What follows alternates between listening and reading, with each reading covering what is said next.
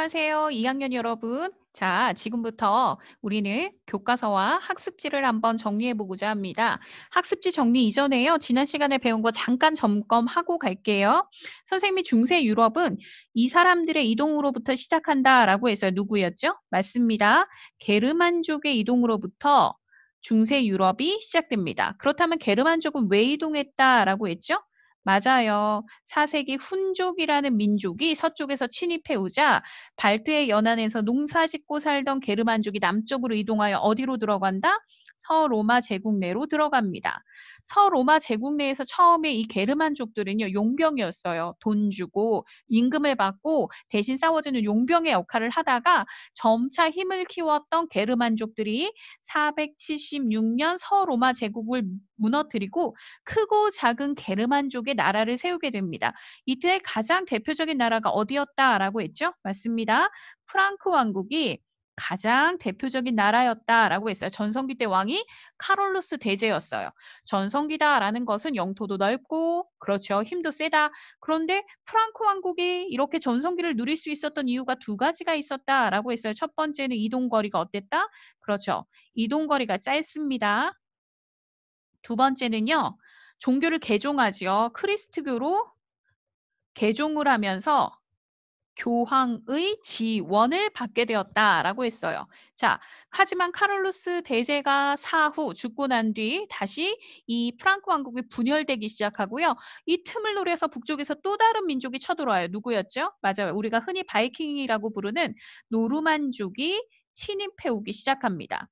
그래서 북쪽에서 이들이 침입해 오자 당시 자신들의 땅과 자신들의 생명을 지키고자 왕들이 계약을 맺으면서 독특한 정치 제도가 만들어진다라고 했어요. 그게 뭐였습니까? 맞습니다. 유럽의 봉건 제도가 설립된다라고 했어요. 근데 이 유럽의 봉건 제도는 주나라의 봉건 제도와 차이가 있었어요. 어떤 거냐라고 하면 무슨 관계를 맺는다? 주종 관계를 맺는다라고 하죠. 반드시 주인 왕은 제후에게 땅을 주고요. 제후는 왕에게 충성을 다하는 서로 의무를 가지고 있는 그렇죠. 쌍무적 계약 관계에 의해서 맺어진다라고 했어요. 쌍무적 계약의 관계를 가지고 있다라고 했죠. 이때 주인은 반드시 뭐 준다라고 했어요. 땅을 준다라고 했고요. 이 땅을 근거로 하여 독특한 경제 공동체가 만들어집니다. 그것을 뭐라고 하죠? 장원이라는 것이 구성되죠. 이 장원은요. 땅을 가지고 있는 영주와 그 땅에서 대신 농사를 짓는 농노로 구성되어 있고요. 이 농노는 그렇죠. 농민과 노예의 중간적인 성격을 가지고 있다. 기억납니까? 자, 이러한 봉건 제도를 가지고 있었다라고 했어요. 아까 선생님이 서로마 제국이 있었다라고 했어요. 476년에 멸망했지만 서로마가 있다라는 것은 뭐가 있다라는 것과 같은 말일까요? 그렇죠. 반대로 동쪽에도 로마가 있었다라는 거죠. 동로마 제국 우리가 흔히 뭐라고 부르냐면 비잔티움 제국이라고 부르는 나라가 존재합니다. 비잔티움 제국은 동쪽에 위치하고 있었어요. 콘스탄티노플이라는 수도를 중심으로 성장하고 있었는데요. 이 수도가 바로 동양과 서양을 연결하는 교통로에 위치하고 있었기 때문에 경제력을 갖추고 있었던 나라가 바로 이 동로마 제국입니다. 가장 대표적인 전성기 때 왕이 있었죠. 누구셨어요? 유스티니아누스 황제였어요. 전성기 때 황제고요. 전성기다라는 것은 영토가 어떻다라는 거예요. 그렇죠. 최대 영토 가지고 있고요. 넓은 영토를 효율적으로 다스리기 위해서 법을 하나 만들어요. 무슨 법이었죠? 그렇죠. 유스티니아누스 법전이라는 것을 만들기도 하고요. 사랑하는 아내를 위하여 선물을 하기도 합니다. 뭐 만들어줬어요? 소피아 성당이라고 했어요. 성 소피아 성당을 지어서 아내에게 줬는데 특히 이 성 소피아 성당은 당시 비잔티움 양식을 그대로 가지고 있는 아주 독특한 건축물이다라고 했어요. 이 성소피아 성당이 가지고 있는 독특한 건축물의 양식이 뭐냐라고 하면 지붕이 무슨 모양? 그렇죠. 둥근 원. 그래서 돔 양식의 지붕을 가지고 있고 내부는 무엇으로? 그렇죠. 화려한 모자이크로 실내 장식을 하는 것이 특징이었다. 기억납니까? 그러나 15세기 무렵에 성장했던 오스만 제국에 의해서 동로마 제국도 1453년에 어떻게 됩니까? 멸망하게 되죠. 우리 지난 시간에 여기까지 했고요. 이번 시간에는 그 뒤를 이어서 자, 당시 중세 유럽은 어떤 성격을 가지고 있었는가 선생님하고 함께 살펴보도록 하겠습니다. 선생님이 아까 땅을 가지고 경제 공동체가 만들어진다. 우린 이걸 뭐라고 했다? 장원이라고 했다라고 했어요. 근데 이 장원은 어떻게 구성되어 있는지 선생님이 아마 교과서에 있는 사진을 가지고 보여줬을 거예요. 한가운데 뭐가 있고 영주의 성, 그리고 그 밑으로 보면 마을이 형성되어 있고 대장간도 있고, 그런데 중요한 건 영주의 성 옆에 뭐가 있었어요? 교회가 있었어요. 그렇죠? 그래서 중세 유럽의 또 다른 중심축이 뭐냐라는 건데 바로 교회라는 건데요. 지금부터 프린트물 통해서 살펴보도록 하겠습니다. 자, 프린트물 참고해 주세요.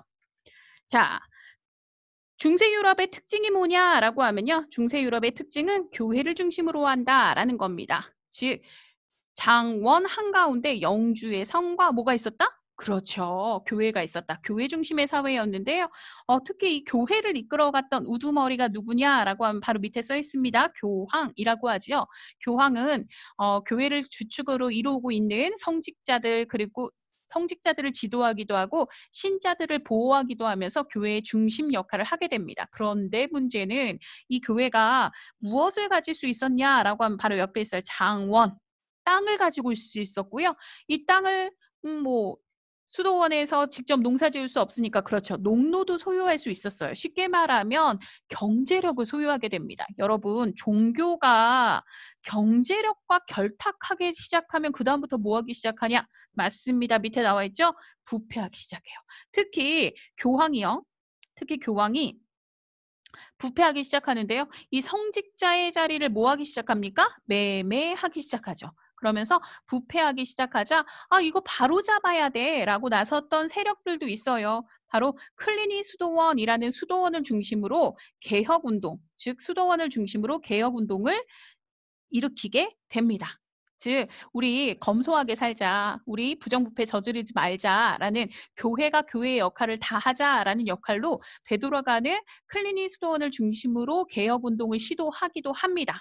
그러나 이미 교회에서도요 세력을 갖추는 모습을 보이게 되죠. 특히 밑에 보시면 우리 교황과 당시 교황과 황제가 다툼이 벌어져요. 근데 이거 굉장히 많이 중요해요. 아마 여러분 수업 시간에 강의 들었을 때도요 별표 여러 개 해주셨을 거예요. 선생님 별표 지금 몇 개 했어요? 맞아요. 5개 했어요. 자, 교황과 황제가 뭐 한다라고 나와 있어요? 네, 대립합니다. 왜 대립했느냐? 이게 중요해요. 왜 대립했느냐? 바로 성직자 임명권이라는 것 때문에 대립합니다. 자, 이 과정을 밑에 있는 선생님이 조금 먼저 써놨는데요. 밑에 있는 모습을 보고 표를 보고 선생님하고 같이 살펴보도록 하겠습니다. 자, 당시 성직자 임명권은 누가 가지고 있었느냐라고 하면 황제가 가지고 있었어요. 그런데 밑에 보세요. 교황의 힘이 점점 교회가 중심 역할을 하다 보니까 교황의 힘이 점점 세지자 교황이 성직자 임명권을 박탈합니다. 누구에게서? 그렇죠. 황제에게서 뺐어요. 뺏어요. 그러니까 당연히 황제 뭐 할까요? 반발합니다. 황제가 반발하고 내놔라고 싸움을 벌이자 교황이 뭐 해버렸냐고요? 교황은 종교 우두머리잖아요. 황제를 뭐 했어요? 파문시켜 버렸어요. 무슨 얘기냐? 교회에서 내쫓아버렸다라는 겁니다. 그런데 여러분 중세 유럽은 교회 중심의 사회였기 때문에 황제가 교회에서 파문당하면요. 정치적 영향력을 행사하기가 어려웠어요. 그렇기 때문에 황제가 파문당하자 무릎 꿇고 빌어요. 그래서 황제가 굴복하는 사건이 일어납니다. 우리는 이 사건을 뭐라고 하느냐? 아주 많이 중요해요. 왜 중요하냐? 바로 당시 황제를 파문시켜버리고 교황이 자기 겨울별장인 어디로 가버렸냐면 카노사라는 곳으로 별장으로 휴가를 가버렸어요. 그러니까 황제가 서둘러서 어디까지 쫓아가면 카노사까지 쫓아갑니다. 그래서 카노사 밖에서 그 성 밖에서 무릎을 꿇고 빌어요. 비는 현상이 나타납니다. 이걸 뭐라고 하느냐? 바로 카노사의 굴욕이라고 하죠. 그래서 1077년 교황 앞에 황제가 무릎을 꿇는 굴욕을 당하게 됩니다. 이것을 바로 카노사의 굴욕이라고 하는데요. 자, 교황 앞에 황제가 굴복했다. 누구의 힘이 세졌다? 그렇죠. 교황권이 나날이 세지게 된다라는 것을 알 수가 있습니다. 자, 이러한 교회 중심의 사회의 모습은요. 문화로도 등장하게 됩니다. 그래서 신학이 크게 발달해요. 당시 철학이 발달하는데요. 철학은 사실 인간의 사고, 생각을 주관하는 학문이죠. 그런데 이때도요. 인간의 이성과 신앙의 조화를 강조하는 무슨 철학이 발달합니까? 맞습니다. 스콜라 철학이라는 철학이 발달합니다. 대표적인 인물이 바로 옆에 나와 있는 토마스 아퀴나스라는 인물이에요. 토마스 아퀴나스는요, 신학대전이라는 책을 한 권 씁니다. 이 책의 핵심은 아까 좀 전에 선생님이 말했던 것처럼 인간의 이성과 무엇을? 그렇죠. 신앙의 조화를 강조하는 것이 바로 토마스 아퀴나스의 신학대전이라는 책입니다. 스콜라 철학이 발달하고요. 그리고 이 무렵에 교회를 짓는데요. 좀 더 하늘에 가까워지고 싶은 인간의 심리를 담아요. 그래서 이때 발달했던 것이 바로 고딩약식, 높고 뾰족뾰족한, 그렇죠. 그래서 옆에 보시면 뾰족한 첨탑과 아름답게 채색한 유리, 이걸 우리가 스테인드 글라스라고 해요. 유리에 이렇게 무늬를 만들어 놓는, 그래서 채색 유리로 장식한 고딕 양식이 나타나기 시작하죠. 그리고 이 시기에는 당시 교회 중심으로 아까 장원을 구성하고 있다라고 했죠. 장원제가. 그러다 보니까 이 장원을 지키기 위한 기사들의 문화가 발달합니다. 그래서 기사도 문학이 발달하게 되고요. 대표적으로 아서왕 이야기, 롤랑의 노래 등과 같은 이렇게 용감한 기사들의 이야기가 쓰여지게 되고요. 또 이때부터 등장한 것이 바로 학문의 공동체 집단이 만들어지면서 수도원을 중심으로 대학이 설립되게 됩니다. 오늘날 유명한 파리대 7대학, 이 시기부터 만들어졌던 대학이다라고 할 수가 있겠죠. 그러면서 당시에 크리스트교가 교회의 중심축의 역할뿐만 아니라 사회의 중심축의 역할뿐만 아니라 정치적인 영향력도 문화적인 영향력도 가지고 있었음을 알 수가 있습니다. 자, 그러나 이러한 교회 중심의 사회가 바뀌게 됩니다. 한 장을 딱 넘겨보시면 아마 윗부분은요. 여기 부분은 동로마 제국 선생님하고 함께 정리가 완성이 됐었어요. 그렇죠? 지금은 바로 밑에 유럽의 새로운 변화가 나타났다. 이 부분을 보도록 하겠습니다. 유럽의 새로운 변화가 나타나게 됩니다. 어떤 변화가 나타났느냐라고 하면 여러분 이 시기에 아까 누구의 힘이 세졌어요? 맞아요. 교황의 힘이 훨씬 셌어요. 자, 그런데 이 무렵에 어떤 변화가 나타났느냐? 바로 11세기에 셀주크 트루크 이슬람 세력입니다. 이슬람 세력이 옆에 어디를 점령하는 사건이 일어났어요? 예루살렘을 점령하는 사건이 일어납니다. 당시 예루살렘 어디에 위치하느냐? 비잔티움 동로마 제국 안에 있었어요. 성지죠. 그런데 크리스트교의 성지인 이 예루살렘을 점령당하자 비잔티움 제국의 황제가 동로마 제국의 황제가 누구에게 도움을 요청했느냐? 주변 국가에게 도움을 요청하는데 그 주변에서 서로마에서 가장 영향이 있었던 사람들 누구였어요? 아까 왕권, 제국권은 낮아지고 누가 세지고 있었죠? 교황권이죠. 황제를 눌러버렸잖아요. 그래서 교황에게 도움을 요청합니다. 즉 비잔티움 제국의 동로마 제국의 황제가 교황에게 도와줘요 라고 도움을 요청하게 되자 교황이 그래 내가 도와줄게 라고 함께 일으킨 전쟁이 바로 무슨 전쟁이냐라고 하면 십자군 전쟁이라는 전쟁이 일어납니다. 그런데 이 십자군 전쟁이 일어난 이유는 아까 말했다시피 이슬람 세력이었던 셀주크 투르크족이 예루살렘을 점령해왔기 때문에 성지를 되찾기 위한 노력도 있었지만 당시 교황은요 좀 더 큰 야심을 갖게 돼요. 어떤 야심을 갖냐라고 하면 교회가 둘로 나눠져 있잖아요. 서로마에서는 크리스트교, 로마 카톨릭 교황을 중심으로 한 크리스트교였고 우리 지난 시간에 배웠다시피 동로마 제국은 황제를 중심으로 한 그리스 정교로 나누어져 있었어요. 교황은 이번 기회에 이걸 하나로 통합하자. 라는 목적을 가지고 있었고요. 반면에 귀족들, 우리가 흔히 봉건 세력이라고 부르는 세력들은요. 경제력과 영토를 좀 더 많이 갖고 부를 축적하기 위한 목적으로 이 두 세력이 손을 잡습니다. 그래서 당시 십자군 전쟁을 일으키는 거죠.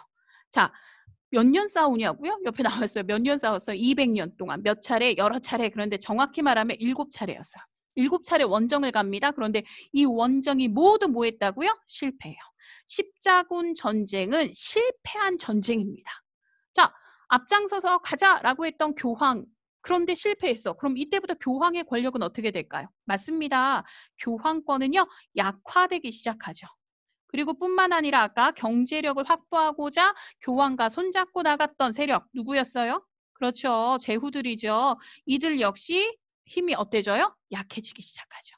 교황과 봉건 세력이 약해진다? 그럼 시소놀이에요. 상대적으로 아까 교황 앞에 무릎 꿇었던 누가? 그렇죠. 왕권은 황제의 권력은 어떻게 됐을까요? 맞습니다. 강화되게 됩니다. 뿐만 아니라 또 다른 유럽의 변화가 나타나요. 특히 아까 동로마 제국으로 도와주러 갔다라고 했죠. 그러니까 자연스럽게 동양과 서양, 즉 서로마 제국과 동로마 제국이 서로 교류하기 시작하면서 옆에 보시면 미안합니다. 동서무역이 발달하게 됐고요. 그러다 보니까 자연스럽게 사람들이 모여서 물건을 사고 파는 맞습니다. 도시가 등장하기 시작하고요.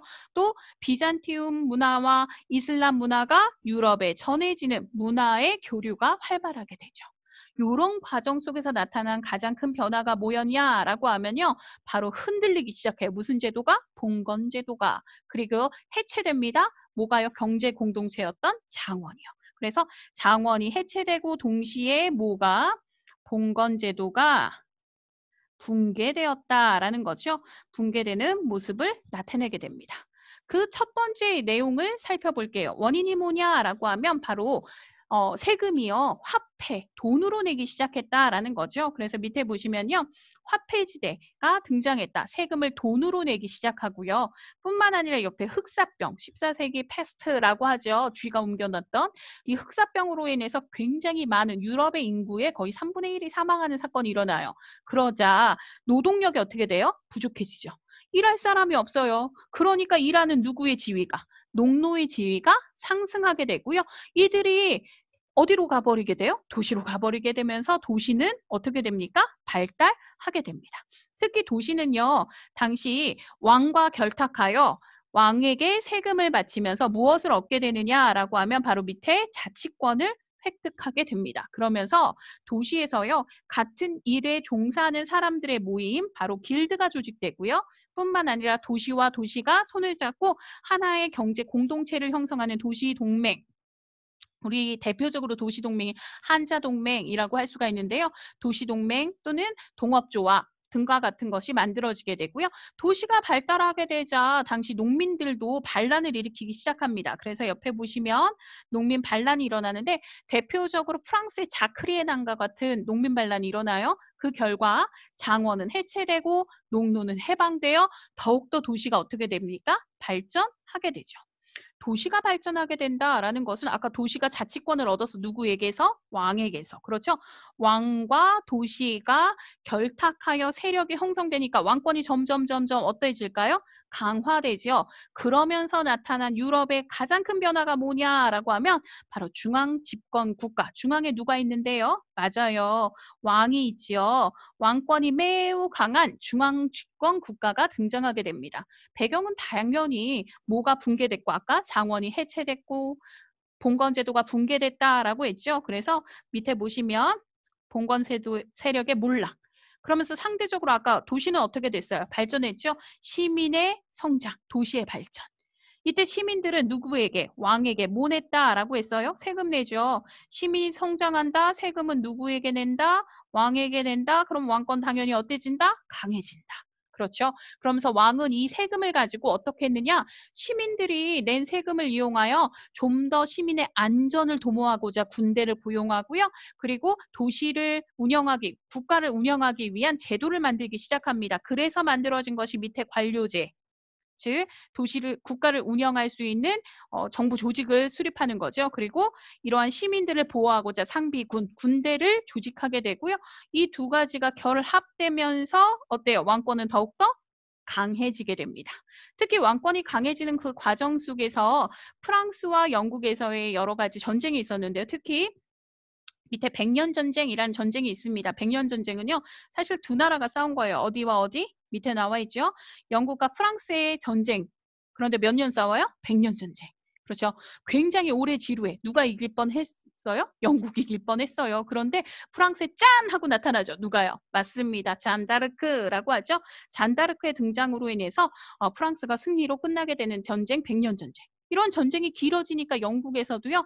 이렇게 다툼이 일어납니다. 그래서 붉은 장미를 대표로 했던 스튜어트 왕조와 그리고 이렇게 흰 장미를 대표했던 왕조가 싸움이 벌어지면서 우리 이것을 장미전쟁이라고 해요. 영국의 장미전쟁을 거치면서 귀족 세력이 어떻게 돼버렸냐라고 하면 귀족 세력이 폭망합니다. 그리고 이 무렵에 에스파냐에서는 이슬람 세력을 격퇴하면서 에스파냐가 처음으로 중앙집권 국가를 만들거든요. 그러면서 이슬람 세력을 격퇴하니까 외적을 막아낸 거야. 그러니까 당연히 왕권 어떻게 될까요? 강해지죠. 귀족 세력은 약해지고 상대적으로 누구는 강해지는, 왕권은 강해지는, 중앙에 누가 있는? 왕이 있는. 무슨 국가가 만들어진다? 중앙 집권 국가가 만들어진다. 자, 여기까지가 여러분 가지고 있는 학습지 정리였습니다. 자, 여기까지 여러분이 좀 정리할 수 있도록 선생님이 좀 더 이렇게 화면을 잘 잡아서 확대해 줄 테니까요. 캡처할 친구들 캡처해서요. 학습지 정리 잘 하시기 바랍니다. 238페이지입니다. 천천히 할게요. 교과서 준비해 주세요. 교과서 238페이지. 형광펜, 볼펜 준비됐나요? 지금부터 밑줄 시작합니다. 자, 밑줄과 볼까요? 자, 중세 유럽에 가장 큰 역할을 했던 것은 종교가 크리스트교였다라고 하죠. 크리스트교가 중심적인 역할을 합니다. 특히 밑에 보시면 프랑크 왕국 같은 경우도 게르만족이 세운 여러 나라 중 가장 강성할 수 있었던 이유가 뭐다라고 했어요? 그렇죠. 크리스트교로 개종했기 때문이었다라고 했죠. 그래서 크리스트교는 당시 중세 유럽의 정신세계와 일상세계를 모두 지배하는 이러한 중심 역할을 하게 됩니다. 특히 정치도 교회의 영향을 받게 되는데요. 특히나 그러다 보니까 교회의 수장이었던 누가? 로마 교황의 권위는 더욱 높아져 가죠. 어느 정도로 높아져 갔느냐라고 하면요. 아까 황제의 권한을 뛰어넘을 정도였어. 그런데 문제는 교황의 세력이, 교회가 세력이 커지면서 무슨 문제가 벌어져요? 부패한 모습. 특히 중요한 게 밑에 나와 있죠. 성직을 매매하는, 성직자의 자리를 매매하는 문제가 나타나자 이거 바로잡자라고 등장했던 사람들이 있었어요. 위 옆에 보시면 사진도 나오죠. 크리니 수론을 중심으로 해서 개혁 운동을 일어나게 됩니다. 그러나 성공해요? 실패해요? 그렇죠. 실패하죠. 오히려 교회의 세력은 더욱더 커져서 누구를 뛰어넘을 정도가 되었느냐라고 하면 황제의 세력을 뛰어넘을 정도가 돼버립니다. 자, 특히 이렇게 교회가 너무 성장하고 부패해지자 당시 황제는요. 교황은 밑에 보시면 로마의 교황은 신성 로마 제국의 황제가 가지고 있던 중요하다 그랬는데 아까 성직자 임명권을 요구합니다. 원래 성직자 임명권 누가 가지고 있다고요? 황제가 가지고 있었어요. 황제가 가지고 있던 임명권을 밑에 교황이 요구하자 당연히 황제 좋아할까요? 싫어할까요? 그렇죠. 싫어합니다. 옆에 보시면 황제가 반발합니다. 그런데 황제가 반발해버리니까 교황이 뭐 해버렸다라고 했었죠? 그렇죠. 황제를 파문해버렸어요. 종교에서 쫓아내버렸어요. 교회에서. 그러니까 결국 교황에게 뭐 했다? 굴복했다. 우리는 이 사건을 매우 중요하다라고 했죠. 무슨 사건이라 한다?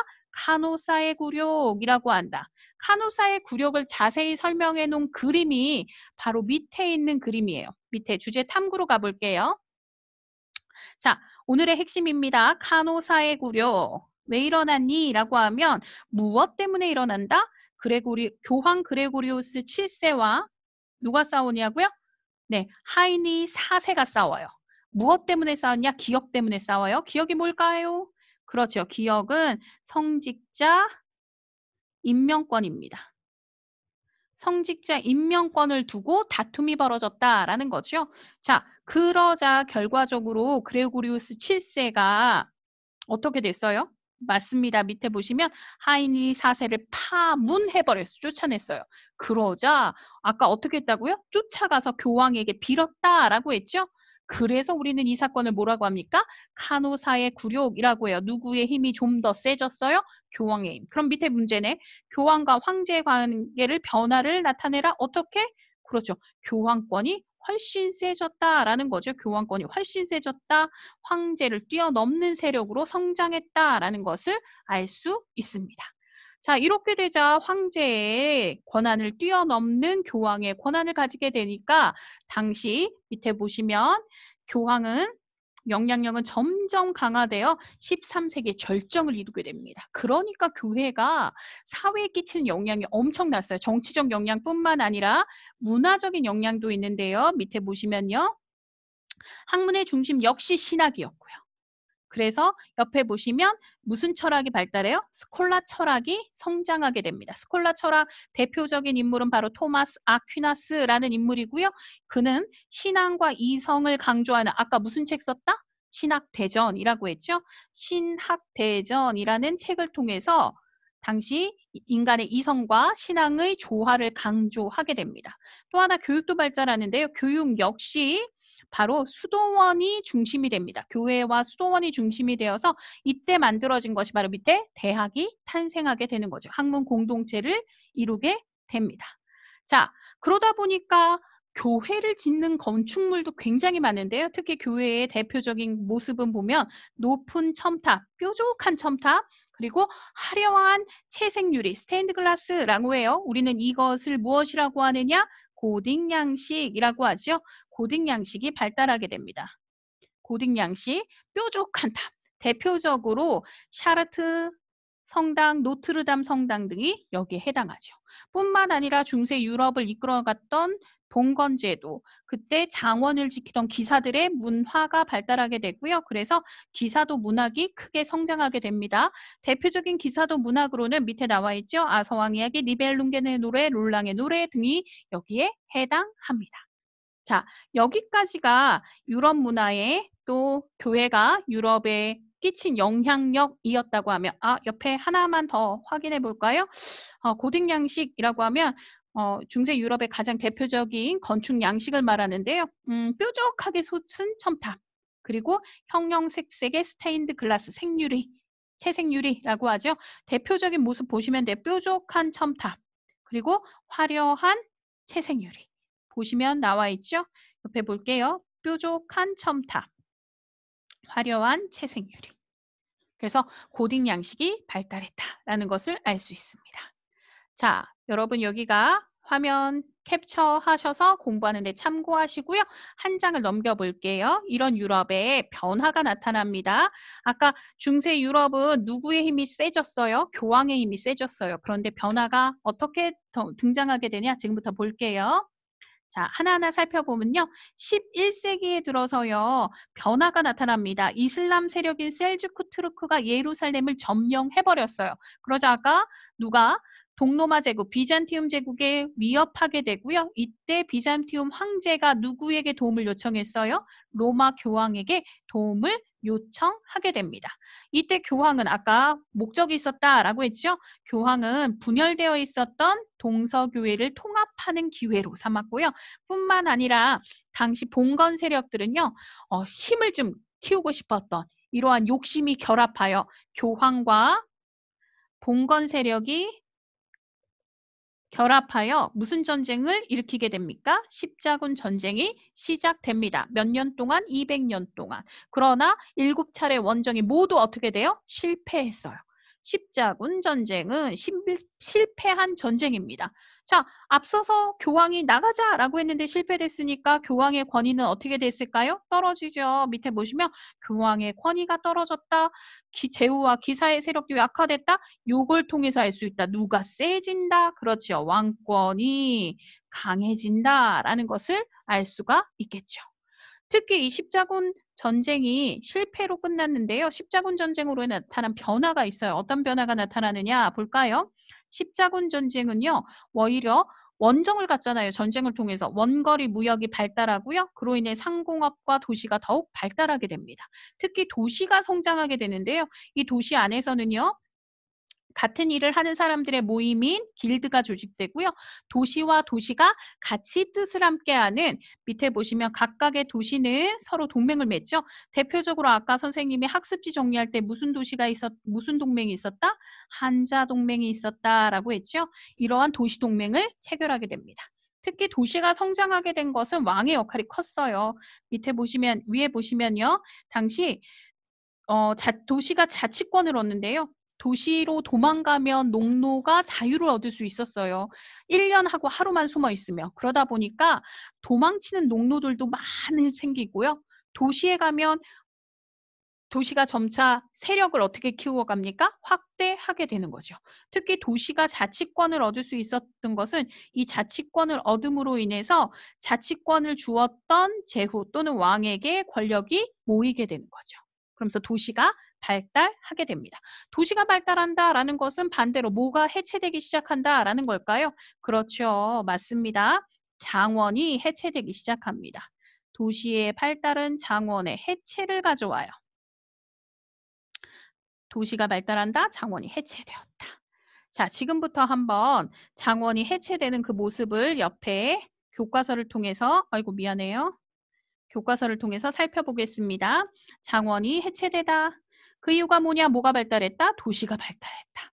특히나 화폐, 세금을 무엇으로 내기 시작했다라고 했어요? 지대를. 그렇죠. 화폐로 내기 시작했고요.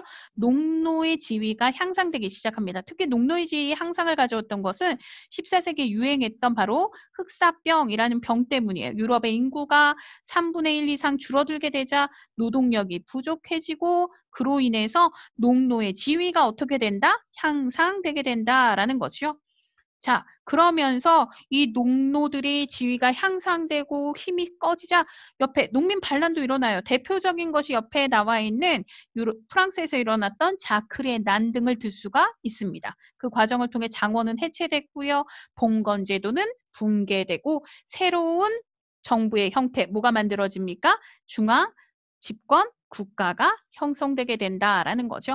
중앙 집권 국가가 형성되는데 가장 크게 한 것은 뭐냐? 도시가 발달한 거예요. 특히 왕권은 점차 강화되기 시작했고요. 시민들의 경제적 지원을 받았고요. 그로 인해서 나타난 거 아주 중요한 거 관료제와 상비군을 갖추게 됩니다. 중요해요, 여러분.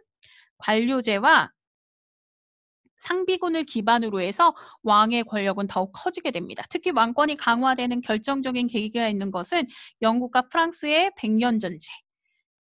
사실은 프랑스가 질 뻔했어요. 그런데 짠 하고 등장하죠. 옆에 누구요? 잔드르크. 그렇죠? 그리고 또 백년전쟁 끝난 뒤에 영국 안에서는 또 권력을 다툼이 일어나요. 장미전쟁 일어나면서 옆에 보시면 귀족은 몰락하고요. 왕권은 더욱더 어떻게 됩니까? 강화됩니다. 이 무렵에 에스파냐, 포르투갈도 이슬람 세력, 외적을 물리치죠. 이민족을 물리치면서 자연스럽게 중앙의 왕을 중심으로 한 중앙집권국가로 성장할 수 있었습니다. 자, 유럽의 큰 변화가 왕권이 어때지기 시작했다라는 거예요? 강해지기 시작했다. 자, 그런데 이런 왕권의 강화를 가져온 사건이 아까 있었죠. 바로 무슨 전쟁이었어요? 십자군 전쟁. 밑에 보시면 나와 있죠. 십자군 전쟁은 아까 누가 셀주크 트루크족이 어디를 예루살렘을 정복했기 때문에 예루살렘을 되찾기 위해서 일으킨 전쟁입니다. 그런데 문제는 이 십자군 전쟁을 주도하였던 교황 세력과 그리고 거기에 함께 결탁했던 봉건 세력은 각각의 목적이 달랐다라는 거예요. 경제력, 교회의 성장. 그래서 십자군 전쟁은 뭐 하고 말았다? 실패하고 말았다라는 거죠. 그래서 교황과 봉건제 세력의 힘은 어때졌다? 약해지기 시작했다. 또 하나 장원의 해체를 빠르게 가져온 것은 바로 질병. 요즘에도 우리 코로나 때문에 힘든데요. 중세 유럽에도 이 코로나만큼 힘들었던 질병이 있어요. 바로 흑사병이라는 병입니다. 그래서 인구가 3분의 1로 확 줄어들 정도로 엄청난 질병이었죠. 중세 유럽을 바꿔버린 질병. 오늘날 우리의 사회를 바꾸고 있는 질병 코로나. 중세 유럽을 바꿨던 질병 흑사병이라고 해요. 농노의 대우가 어떻게 달라졌냐고요? 농노의 지위가 아까 어떻게 되었다? 향상되었다라고 했어요. 그래서 결과적으로 장원이 어떻게 되었다? 해체되는 과정이 나타났다. 자, 여기까지의 내용이 교과서 정리로 됐고요. 선생님이 지금 펼쳐줬죠? 캡처하고 확대해서요. 여러분 공부하시면 되겠습니다. 자, 한 장을 넘기시면요. 아마 여러분이 학습지에 있는 빈칸을 채우고자 이 부분은 충분히 봤을 거예요. 중세 유럽의 하나의 축이죠. 농노라는 사람들이 나옵니다. 농노 대부분 어떠한 사람들이었냐라고 하면 뭐와 뭐의 중간 과정이다? 농민과 노예의 중간 계층이다 라고 했어요. 농노의 사계 밑에 보면 봄, 여름, 가을, 겨울 계속 뭐예요? 이래요. 밭에서 일하고 집에서 일하고 계속 일하는 모습을 볼 수가 있죠. 그래서 당시 굉장히 노동력을 많이 약탈당했던 모습을 볼 수 있고요. 밑에 보세요. 재밌는 사진 하나 그림이 하나 나와요. 사람이 있는데 손에 뭐 들고 있어? 짝대기. 이거 뭘까? 그거만큼 일어나면 허리를 피는 순간 만든 거예요. 그래서 당시 굉장히 노동력을 많이 이렇게 착취당했던 모습을 볼 수가 있겠죠. 자, 1과 2는 어디에서 일어나는 일? 장원에서 일어나는 일이죠. 장원. 답은 장원입니다. 장원에서 일어나는 일이었어요. 농노의 의무 뭐예요? 세금 내죠. 노동력 바치죠. 그래서 세금과 노동력을 바쳐야 했다라는 것을 알 수가 있죠. 노예와 농노의 공통점 차이점이 있어요. 공통점은 뭘까요? 맞습니다. 거주 이전의 자유가 없습니다. 거주 이전의 자유가 없다라는 거죠. 거주 이전 자유가 없다. 그럼 차이점은 뭘까요? 약간의 재산을 소유할 수가 있었어요. 차이점은요. 재산 소유 가능했고요. 결혼도 가능했습니다. 가정을 꾸릴 수가 있었어요. 요건 차이점이라고 할 수 있겠죠? 자, 옆으로 넘어가서요. 문제 좀 선생님하고 함께 풀어볼게요. 800년 로마 교황으로부터 서로마 황제의 관을 받았던 프랑코 왕국의 전성기 때 왕 누구예요? 카롤루스 대제입니다. 카롤루스 대제. 두 번째 문제지요.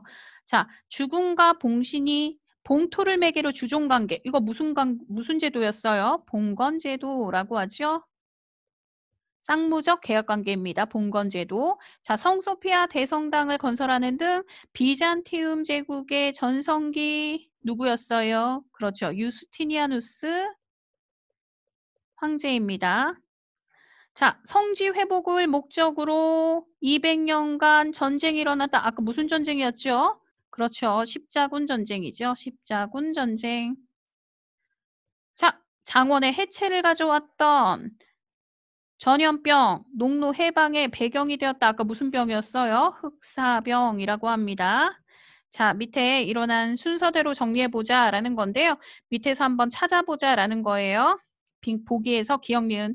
자, 서로마 제국 476년. 그럼 밑에 볼까? 언제 제일 먼저 있어야 될 것이? 그렇죠. 카롤루스 대제 프랑크 왕국이죠. 그래서 니은 프랑크 왕국의 카롤루스 대제. 그 다음에 뭘까요? 그렇죠.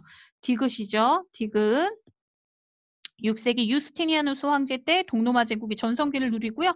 신성 로마 제국이 생겼고 그 다음에 보시면 아까 11세기 누구의 힘이 세져요? 그렇죠. 교황의 힘이 세져요. 카노사의 굴욕이 일어나고요. 그리고 아까 흑사병으로 인해서 장원이 해체되고 그렇죠. 봉건제도가 붕괴되는 모습을 가져오게 됩니다. 순서대로 하면 이렇게 될 거예요. 자, 빈칸 다 넣어서 확인했고요. 자, 옆에 있는 한 장 넘기시면 대단원 확인하기 이 부분은 선생님하고 시험 직전, 다음 주죠. 네, 시험 직전에 함께 정리하도록 할게요. 오늘은 여기까지 하겠습니다. 여러분 수고하셨어요.